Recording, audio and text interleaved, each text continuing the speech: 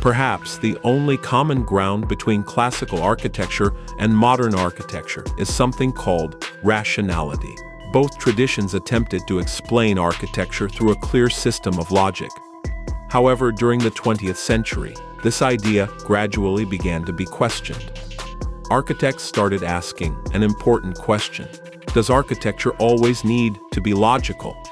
Can an architectural form exist without a specific function or a rational justification?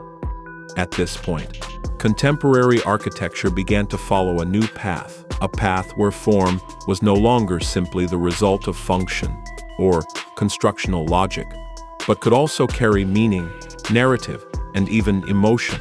One of the architects who followed this direction in a radical way was John Hejduk.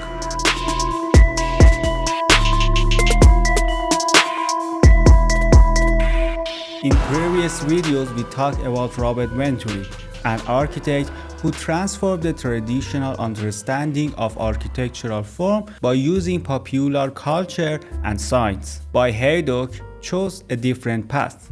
Instead of adding meaning to architecture, he continued this exploration by questioning the very logic of modern architecture itself. John Hejduk was one of the members of the famous group known as the New York Five. The group consisted of 5 American architects: Peter Eisenman, Michael Graves, Charles Gwathmey, John Hejduk, and Richard Meyer. They became widely known in 1972 after the publication of the book Five Architects, which introduced them as a new generation of architects interested in reinterpreting modern architecture. However, the paths of the 5 architects quickly began to separate. More than anyone else in the group, John Hejduk moved toward a poetic, symbolic, and narrative-based approach to architecture.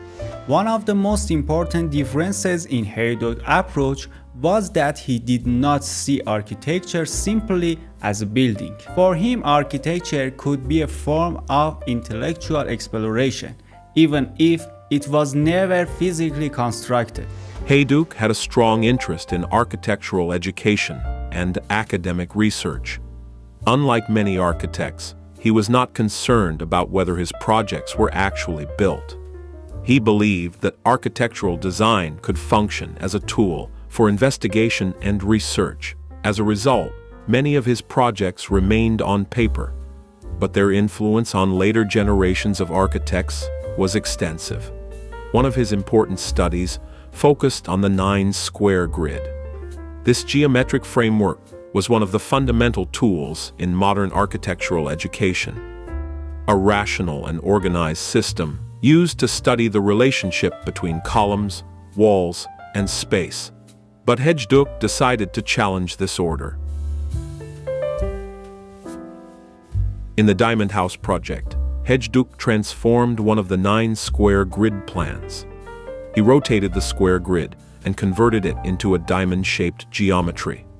But the importance of this project was not simply in rotating a square. Some researchers consider this project one of Hejduk's first steps away from classical modernism, because it demonstrated how a simple geometric transformation could completely change the experience of movement, vision, and spatial perception.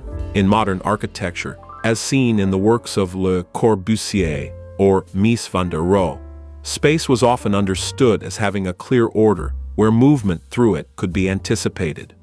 But in the Diamond House, this certainty disappears.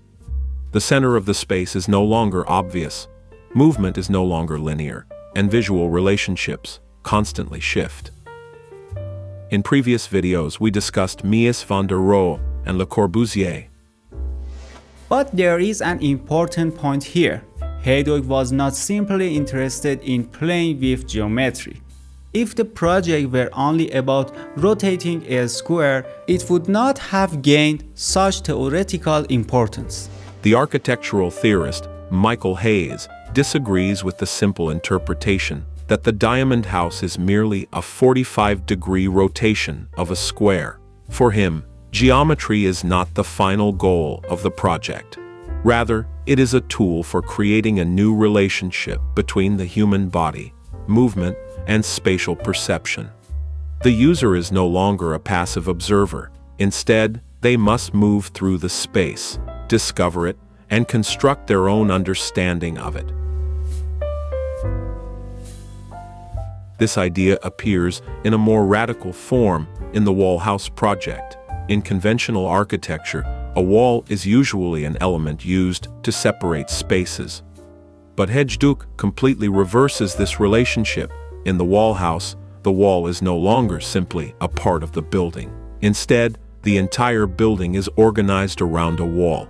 A thick, independent wall is placed at the center of the project, and the different spaces are arranged on either side of it. The bedroom, living room, kitchen, dining room, and study are each designed as separate volumes.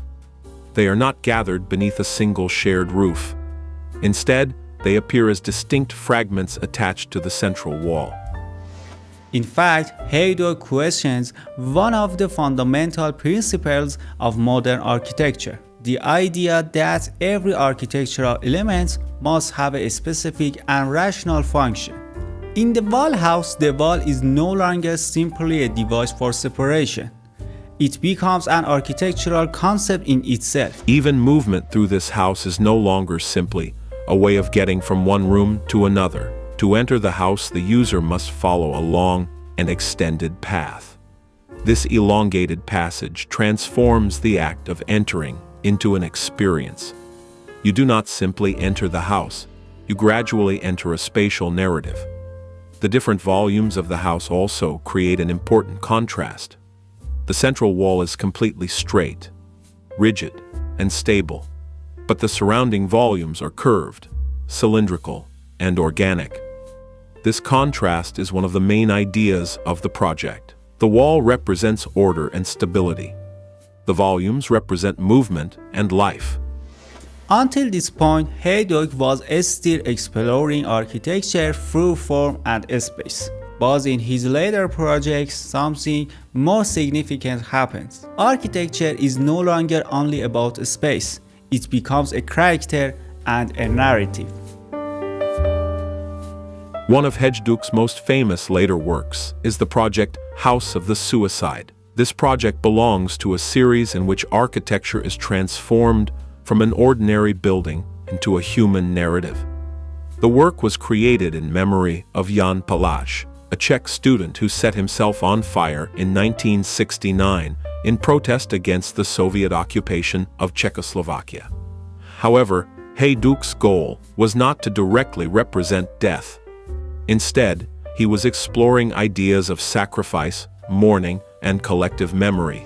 In this project, architecture is no longer designed to solve a functional problem. It is designed to communicate an emotion and create a human experience. In the House of the Suicide series, there are two structures. One of them, with blades extending outward, becomes a symbol of the son's act of rebellion. The other has a rusted body, evoking the sadness and mourning of the mother. Unlike the structure representing the son, the mother's building can be entered. Through an opening in its surface, the visitor can look toward the other structure, almost as if they are placed in the position of the mother, looking at her child. Here, architecture is no longer designed for everyday life. The space is created for silence, reflection, and emotional experience. For this reason, many critics consider Hejduk's later works to be closer to poetry or theater than to conventional buildings. Jan Hejduk showed that architecture does not always need to explain something or be optimized. Sometimes architecture can be a question, an experience, or even a story, and perhaps this was one of the most important transformations in contemporary architecture. Thanks for watching this video.